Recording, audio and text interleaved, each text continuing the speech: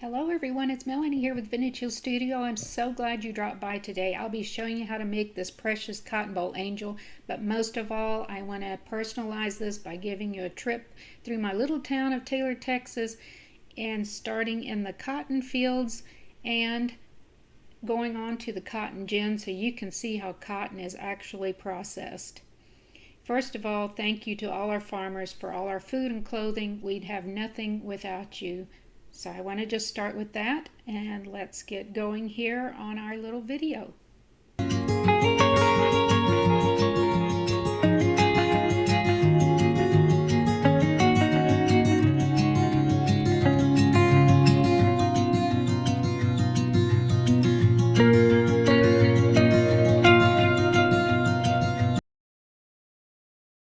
Howdy from Taylor, Texas. We're out here in the cotton field, and I'm going to show you what I do to get prepared for making Cottonboll Angels. Later on, strippers will come out and strip all of this with machinery, make cotton bales, and I'll show you that too. But for today, there's only one way to get the cotton, and that's to pick it by hand. So let's get started. So here's an example of a cotton boll that's a little too loose. See how the cotton's pulling away from the calyx? So these dried parts on this cotton boll are called calyxes. And we'll use these for the wings on the Cottonboll Angel. You want to make sure they don't look like this. You want to make sure they're a little bit tighter of a bowl. Let me find one. We have to make sure we get out here before any rain and also before they defoliate the cotton. So here's a cotton boll that's a little tighter, and we can clip away all the greenery. I'm going to leave a little stem, and this will make our Cottonboll Angel.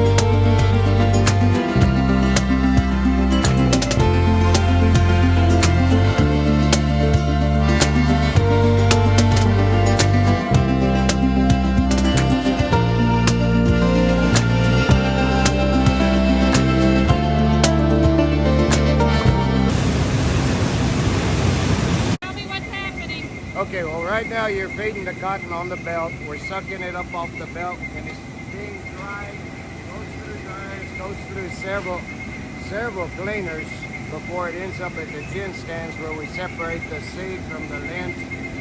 And then it goes through lint cleaners where we reclean the lint again.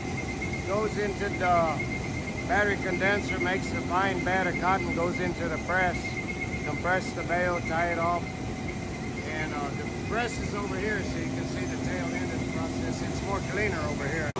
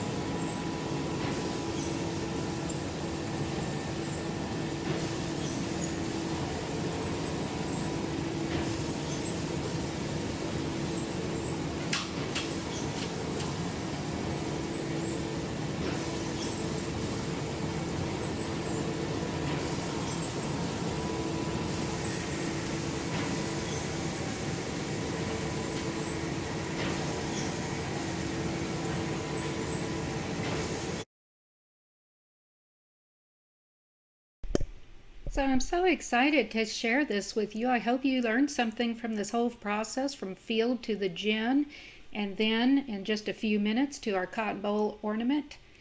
Uh, so much fun sharing this with you from our little town of Taylor, and now on to making our cotton boll. So I'm starting with a wooden bead, a little bit of string, and a bent paper clip, and I use this paper clip as kind of a needle to thread through the whole of that bead, as you can see right there.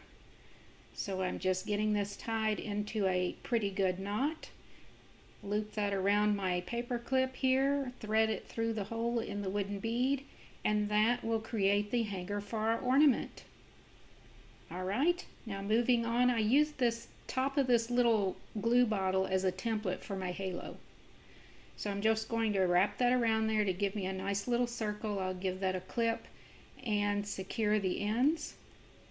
And that will go right over that hanger to kind of rest along the top of the angel's head. So this is just a lightweight little brass wire that is very easy to bend. It's easy to work with. And you will see that that will slip right over here. And when I get ready, I will adhere that with just a little dab of glue at the back. So here is just an extra cotton boll. This is kind of what I showed you at the beginning of the video. You just remove the cotton and the seeds from this and it leaves the calyx. That's that dried part I talked to you about during the video. That's beautiful on its own, isn't it? So here are my supplies: a silicone mat, a glue gun, a cotton boll that's intact, the calyx that you can see there, that dried part of the cotton boll with the cotton removed, my little wooden bead head with a string, the halo, and a fingertip protector. Now that's for the hot glue. But first I'm going to just trim my string just a little bit here to make it nice and neat, because I'm going to actually adhere this over that stem that I left on my cotton boll, just like this. So I'll take that stem and just clip it a little because I don't want it to stick out of the top of my wooden bead. but I do want to adhere this, and this is going to do two things. It's going to keep that hanger in place so it won't pull through the bead, and it's also going to secure the head over the stem. Now I use my little fingertip protector here to get the halo put on, and I'm going to get that done real quick here. Alright, get that pushed down and let it cool just a bit, and there is our halo for our little angel. So the last thing I need to do is deconstruct that little calyx over there to my right to create the wings. And our little angel is coming together quite quickly. Now, when I pick these cotton bolls, I let them sit in a box for a while just to dry out a little bit. I don't have the added heat that the gin has to dry out the cotton, but these have been sitting for a few weeks, and you can still see the calyx is a little bit tough to get pulled away like that. Alright, and then I will just give those a good little dab of glue and hold that in place until it cools slightly, and that's how I adhere the wings on my angels.